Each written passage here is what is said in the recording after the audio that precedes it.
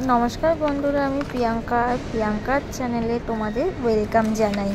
आज आमी बानाबो mango jam और तार जोन्नो आमी निये नियेछि किछु काँचा आम।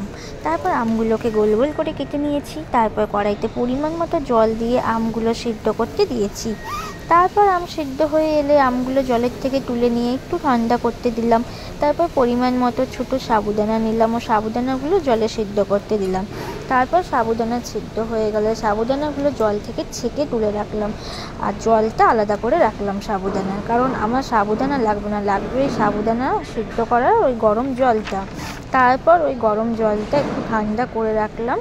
तारपर सिद्ध करे ठंडा करे राखा आमटा गरम साबुदानार जलटा ठंडा हये गेले সেই জল অর্ধেক ও আমগুলো ঠান্ডা করে রাখা মিক্সারে দিয়ে ভালো করে পেস্ট করে নিলাম। তারপর আমগুলো পেস্ট হয়ে গেলে ভালো করে ছেঁকে নিলাম। ছেঁকে নেবার সময় খেয়াল রাখতে হবে যাতে কোনো আমের দানা বা খোসা পেস্টে না থাকে। তারপর গ্যাসে কড়াই বসিয়ে কড়াইয়ের মধ্যে পেস্টটা ঢেলে দিতে হবে। তারপর পেস্টটা ভালো করে নাড়াচাড়া করে তার মধ্যে 1 চামচ ভিনিগার দিতে হবে।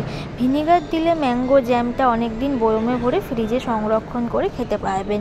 তারপর আমি চিনি দিয়ে দিলাম ও আমের পেস্টটার মধ্যে। তারপর ভালো করে নাড়াচাড়া করলাম। যখন দেখলাম আমের পেস্টটা পুরো ঘন হয়ে এসেছে তখন নামিয়ে ঠান্ডা করে একটা বয়মে ভরে রাখলাম।